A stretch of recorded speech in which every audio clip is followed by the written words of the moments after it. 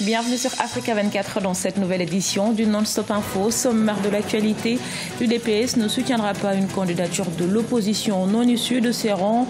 Le parti historique de République démocratique du Congo rejette ainsi l'éventualité d'un candidat unique pour la présidentielle de décembre 2018. Au Nigeria, les frais des sénateurs font scandale. En plus de leur salaire, les législateurs gagnent 37 500 $ par mois pour couvrir leurs frais, alors que 70% des Nigériens vivent avec moins de $2 par jour, selon les Nations Unies. Et puis retour sur la soirée théâtrale du Massa, marché des arts du spectacle africain d'Abidjan. À travers une pièce dénommée « Rester ou partir derrière l'eau », les artistes ont sensibilisé notamment sur les dangers de l'immigration clandestine. L'opposition congolaise présentera-t-elle un candidat commun à la présidentielle du 23 décembre? On en est loin pour le moment. Malgré les alliances des trois partis de l'opposition, l'idée d'une candidature unique pour l'opposition paraît peu probable. Les précisions à Kinshasa de notre correspondant Jacques Amboka. C'était une lueur d'espoir pour une candidature commune qui s'est dessinée avec l'engagement à l'unité rendu public le jeudi 15 mars 2018 par les trois partis de l'opposition, à savoir le Mouvement pour la libération du Congo, l'Union pour la nation congolaise et l'Union pour la démocratie et le progrès social. Cependant, à l'UDPS, le secrétaire général Jean-Marc Kabound a rejeté cet engagement. Un pavé dans la mare pour cette opposition qui lutte pour l'alternance. Il y avait lieu de trouver des moyens, quitte à ce que cela ne puisse pas déranger l'opinion qui a mis son espoir sur cette unité aujourd'hui. Parce qu'on a vu dans la tutosphère, tout le monde aimait cette rencontre, ça crée un peu d'illumination de l'opinion. Alors créer un tel discrédit en ce moment, ce n'est pas du tout opportun et ça ne donne pas de chance à cette belle aventure. Les enjeux au sein de l'opposition pour une candidature commune se jouent entre Félix Tshisekedi, probable candidat de son parti, Vital Kamerhe de l'Union pour la nation congolaise, Eve Bazaïba, à l'absence de Jean-Pierre Bemba, encore détenu à la CPI, Martin Fayoulou et d'autres qui se préparent. Ajouté à cette liste non exhaustive, Moïse Katumbi qui vient de créer sa plateforme électorale dénommée Ensemble pour le changement. Ses partisans ne jurent que par sa candidature. Nous avons confirmé notre confiance au président Katumbi Tchapoué, notre candidat. Si demain les conditions sont réunies pour qu'il y ait une candidature unique, nous nous en féliciterons.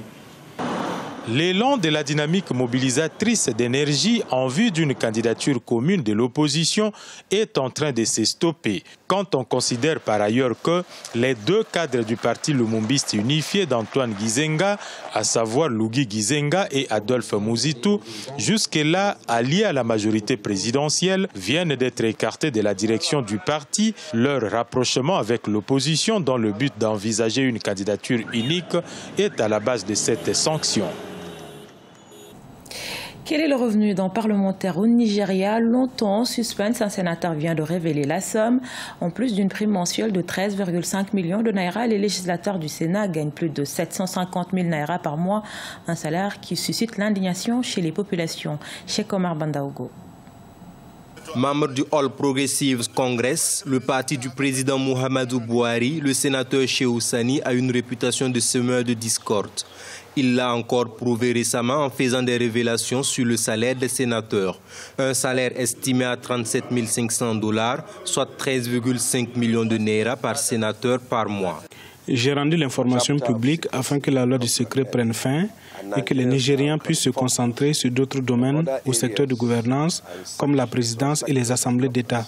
Maintenant que les Nigériens savent combien gagnent les sénateurs, alors ils devraient également demander combien gagne le président, les juges, les gouverneurs d'État ou encore les personnes nommées par le président. Ce montant du salaire des sénateurs corrobore l'existence d'une injustice sociale au Nigeria. En effet, l'ONU estime que 70% de la population vit avec moins de $2 par jour. Au sein de celle-ci, certains crient au scandale, tandis que d'autres se sentent vraiment abandonnés par le gouvernement. Nos dirigeants ne pensent pas aux pauvres et à comment les aider à sortir des situations difficiles. Regardez ce que je vends. Si je vous dis mon âge, vous ne le croirez pas. Voyez toutes mes souffrances sous le soleil.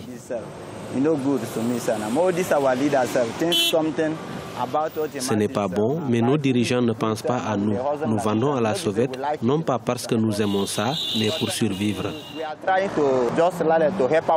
Cette révélation sonne comme un autre examen de la présidence de Muhammadu Buhari avant l'élection de février 2019.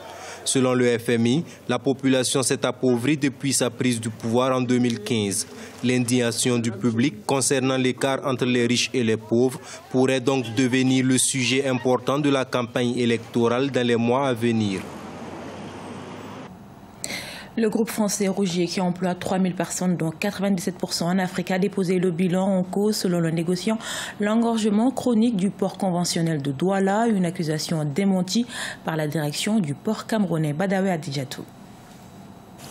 Dans l'affaire qui oppose le groupe français Rougier au port autonome de Douala, l'entreprise française justifie ses difficultés financières par l'engorgement chronique du port autonome de Douala. Cyrus Ngo, directeur du dit port, dément formellement cette allégation dans un communiqué de presse, tout en précisant que le groupe français a enregistré une hausse des opérations de manutention entre 2016 et 2017. L'exploitation des statistiques portuaires de la période 2016 et 2017 démontre plutôt une progression très importante des opérations de manutention réalisées en faveur du groupe Rougier. Cette progression est de l'ordre de 93% pour les grumes et de 100% pour le bois débité, traité et exporté par le port de Douala. Une telle croissance est donc contraire aux affirmations de ce groupe qui a par ailleurs bénéficié des facilités d'admission dans les terminaux offertes par les administrations compétentes, notamment la douane camerounaise.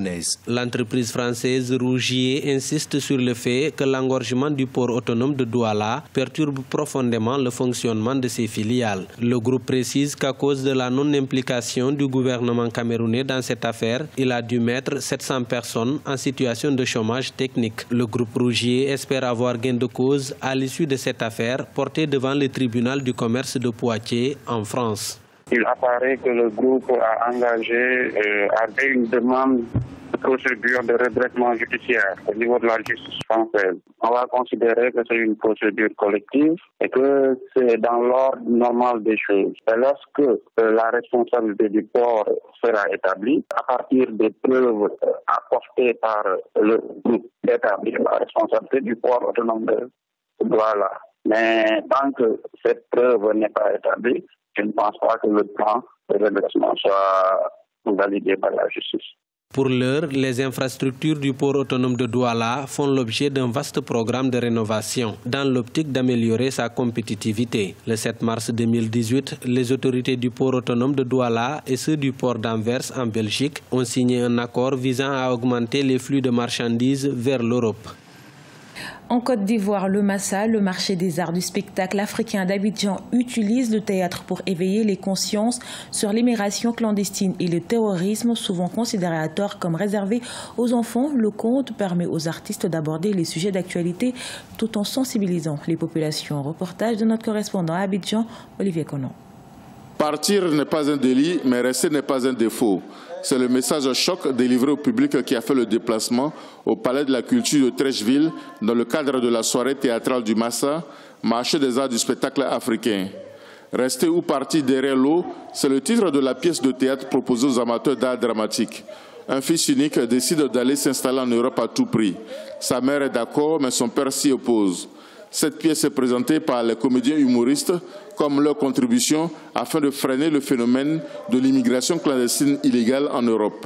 Partir, ce n'est pas un délit, mais rester, ce n'est pas un défaut. L'Afrique a besoin de se développer. Aujourd'hui, il y a beaucoup de pays africains qui arrivent à se construire grâce à ce que ceux qui sont à l'extérieur apportent. Ce qui nous inquiète tous, c'est les moyens par lesquels les gens passent pour aller. Aujourd'hui, quand on apprend tout ce qui se passe en Libye, dans le désert et tous ces morts qu'il y a dans la Méditerranée, ça inquiète et ça interpelle. Le public cosmopolite de la salle Admambo du Palais de la Culture a apprécié la qualité du jeu de scène des acteurs dans un décor dépouillé. Les spectateurs ont surtout bien perçu le message de la pièce, rester au parti derrière l'eau pour fustiger les intermédiaires et surtout les passeurs dans cette aventure périlleuse pour les candidats à l'immigration illégale en Occident. Ça va donner des conseils et puis je pense que les jeunes gagnerait plus à rester ici qu'à vouloir partir coûte que coûte par des moyens qui ne sont pas convenables. Pour les jeunes, partir n'est pas la panacée au challenge de la vie en Afrique. Il faut rester pour trouver des solutions d'avenir. Je préfère rester ici en Afrique pour me débrouiller ici en Afrique. Il y a tout ici en Afrique. Chez toi, c'est chez toi. Tu te sens mieux chez toi. Ce n'est pas le fait d'aller en Europe, ils vont te traiter comme un esclave. Ce n'est pas ça la réussite. La réussite, c'est chez toi, ça se trouve ici. Au total, avec la pièce Rester ou partir derrière l'eau, les humoristes africains sont convaincus que la sensibilisation au danger de l'immigration clandestine illégale en Europe pourra toucher les jeunes Africains tentés par l'aventure. C'est en Afrique et avec les jeunes Africains que le continent va se développer. Il faut amener les jeunes Africains à croire à nouveau en l'Afrique et son potentiel. Ce journal a été réalisé par l'ensemble de la rédaction. Merci pour votre fidélité. Dans un instant, une nouvelle édition de l'actualité sur Africa 24.